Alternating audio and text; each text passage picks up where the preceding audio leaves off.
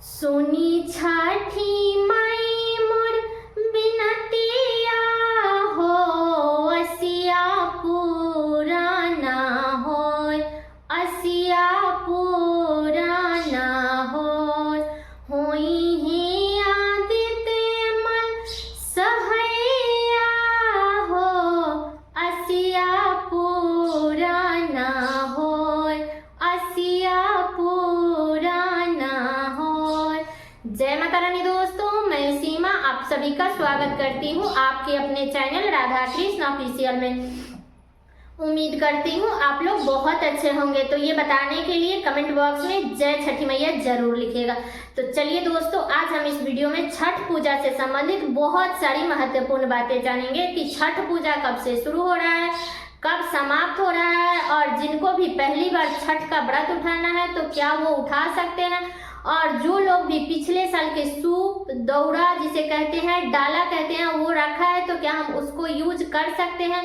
छठ पूजा में नया साड़ी लेना क्या जरूरी है, छठ पूजा में कितनी साड़ियाँ लेनी चाहिए, और जिस चूल्हे पे हम नॉनवेज बनाए हैं तो क्या उस चूल्हे पर हम छठ मैया की प्रसाद बना सकते हैं। तो इसी प्रकार के बहुत सारी महत्वपूर्ण बातें आज हम इस वीडियो में जानेंगे। तो आप लोग वीडियो के लास्ट तक बने रहिएगा। आप लोगों को छठ पूजा से संबंधित बहुत सारी महत्वपूर्ण बातें इस वीडियो में जानने को मिलेगा। तो चलिए वीडियो को शुरू करते हैं और जान लेते हैं सभी महत्वपूर्ण बातें। तो सबसे पहले बता दो दोस्तों कि छठ का महापर्व, तो ये जो व्रत होता है ना, वो बड़ा ही कठिन व्रत होता है। पूरे 4 दिन का व्रत होता है, 36 घंटा का ये व्रत होता है। तो बड़ा ही कठिन ये व्रत होता है। तो अब की बार 5 नवंबर से छठ का पूजा का व्रत शुरू हो रहा है। तो 5 नवंबर को नहाए खाए है, दिन है मंगलवार। 6 नवंबर को खरना है, दिन है बुधवार। 7 नवंबर को शाम की अर्घ है, जो शाम के समय में हम डूबते सूरज को अर्घ देते हैं, वो 7 नवंबर को है, दिन है गुरुवार। और 8 नवंबर को जिस दिन हम लोग उगते सूरज को अर्घ देते हैं और उस दिन पारण करते हैं, तो वो है 8 नवंबर को, दिन है शुक्रवार। तो पूरे 4 दिन का ये व्रत होता है। तो इस व्रत में साफ सफाई का, नियम धर्म का बहुत अधिक ध्यान रखना पड़ता है, ठीक है। तो इसलिए हमें किसी भी प्रकार का कोई लापरवाही नहीं करना चाहिए, क्योंकि छठी मैया थोड़ा सा भी कुनीति बर्दाश्त नहीं करती है, ठीक है। तो इसमें नेत धर्म पूरा करना चाहिए। अब चलिए जान लेते हैं कि जिनको भी पहली बार छठ का व्रत उठाना है तो क्या वो उठा सकते हैं। तो जी बिल्कुल उठा सकते हैं, क्योंकि अब की बार कोई मलमास, कोई खरमास, कोई अधिक मास नहीं है, आप बिल्कुल उठा सकती हैं, ठीक है। तो ये बातें क्लियर हो गई। अब चलिए जान लेते हैं कि जो पिछले साल की सूप और दौरा जिसे डाला भी कहते हैं वो है, तो अब की बार हम यूज कर सकते हैं, उसको हम पूजा में यूज कर सकते हैं। तो देखिए, अगर आपका पीतल का है तो आप लोग तो बिल्कुल यूज कर लीजिए, चाहे वो सुपली हो या मतलब जो डाला है वो है, तो आप लोग यूज कर सकते हैं। लेकिन मान लीजिए कि अगर वो बांस का है, तो जो डाला है जिसे दौरा भी कहा जाता है, तो उसको तो आप लोग धो करके उसको यूज कर लीजिएगा छठ पूजा में। लेकिन अगर बांस की सुपली है तो उसमें दोबारा अर्घ नहीं दिया जाता है। एक बार अर्घ दे दिए तो उसमें दोबारा अर्घ मत दीजिएगा, इस बात का ध्यान रखिएगा। आप लोग सुपली बांस का नया खरीद लीजिएगा, पुराना वाला सुपली में अर्घ मत दीजिएगा, ठीक है। तो ये बातें क्लियर हो गए। अब चलिए जान लेते हैं कि जिस चूल्हे पे, गैस चूल्हे पे, क्योंकि शहर में मिट्टी नहीं मिलता है, गांव में तो लोग मिट्टी के चूल्हा बना करके तभी अपना छठ का प्रसाद बनाते हैं। लेकिन मान लीजिए कि जो लोग शहर में रहते हैं तो क्या उस चूल्हे पे नॉनवेज बनाए हैं तो क्या उस पे छठ मैया की प्रसाद बना सकते हैं। तो बता दूं कि ऐसी गलती आप लोग मत कीजिएगा। आप चाहे तो कहीं से भी, अब तो रेडीमेड चूल्हा भी मिल रहा है, तो आप चूल्हा खरीद करके मंगा के उस पे ही बनाइएगा। लेकिन जिस चूल्हे पे आप लोग नॉनवेज बनाई है उस चूल्हे पे आप लोग मत बनाइएगा छठ का व्रत का प्रसाद, ठीक है। क्योंकि छठ मैया जो होती है ना, वो बहुत जल्दी गुस्सा हो जाती है। इसलिए अगर आप लहसुन प्याज सिर्फ बनाई है, कभी नॉनवेज नहीं बनाई है, तो उसका बर्नल गैस को अच्छे से धो करके, साफ करके, तब आप उस पर प्रसाद बना सकती हैं। लेकिन अगर उस पर नॉनवेज बनाई है तो उस पर मत बनाइएगा, इस बात का आप लोग ध्यान रखिएगा। आप रेडीमेड चूल्हा खरीद लीजिए या आप एक चूल्हे वाले गैस खरीद लीजिए, उसी पे आप लोग अपना प्रसाद बना लीजिएगा, ठीक है।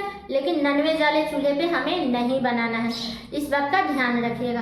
अब चलिए जान लेते हैं कि छठ पूजा में नया साड़ी लेना जरूरी है और कितनी साड़ी हमें लेनी चाहिए। तो सबसे पहले बात बता दूं कि छठ पूजा में साड़ी जरूर लेनी चाहिए, क्योंकि यही एक व्रत है। क्योंकि हम तीज करें, करवा चौथ करें या कोई भी व्रत करें तो आपकी इच्छा हो आप उसमें कोड़ा पहने ना पहने कोई दिक्कत नहीं है, लेकिन छठ का ही व्रत है जिसमें पहले घाट के दिन हमें कोड़ा साड़ी पहन करके ही छठ का अर्घ देनी चाहिए। ठीक है, तो आप लोग खरीद लीजिएगा, इसमें कोई कंप्रोमाइज आप लोग मत कीजिएगा, कोड़ा खरीद लीजिएगा।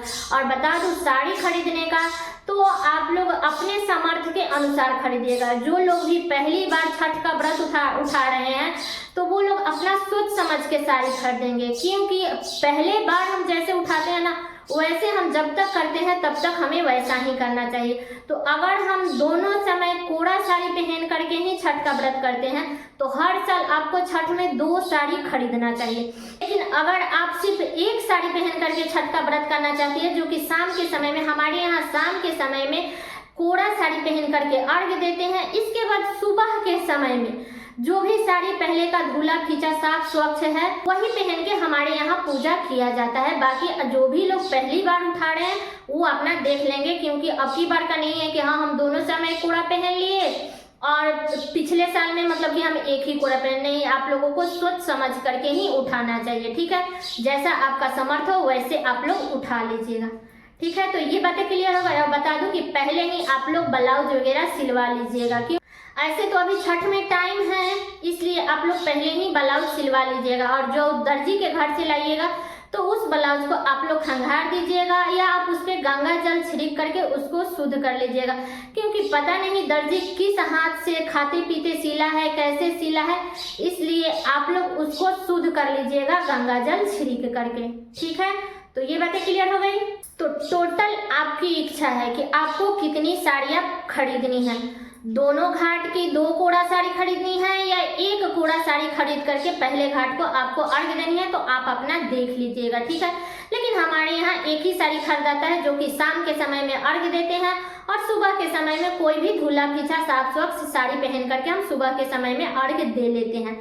ठीक है, और एक बात का हमें ध्यान रखनी है कि जो भी व्रती छठ का व्रत रखती है तो उसका हमें अपमान नहीं करना चाहिए। अगर वो कुछ बोल भी रही है ना तो कम से कम 4 दिन तक आप अपने मुंह में एकदम ताला लगा करके रखिएगा, क्योंकि ये पूरे 36 घंटा का व्रत होता है। अगर वो हमें अच्छा आशीर्वाद देती है तो हमें अच्छा प्राप्त होता है, लेकिन अगर उनके मुंह से अगर कुछ बद्दुआ निकल गए तो वो भी हमारे ऊपर जल्दी ही पड़ जाता है। इसलिए आप लोगों को कोशिश करनी चाहिए कि जो भी लोग व्रत कर रहे हैं ना तो उनका अपमान नहीं करना चाहिए, बच बचा करके रहनी चाहिए। अगर वो लोग 2 बात बोल भी रहे हैं ना तो आपको बर्दाश्त करके रहनी चाहिए, क्योंकि छठ का जो व्रत है ना वो बहुत ही ज़्यादा पावरफुल व्रत होता है। ठीक है, छठ मैया इसमें किसी प्रकार का कोई भी खंडित चीज़ नहीं बर्दाश्त करती है।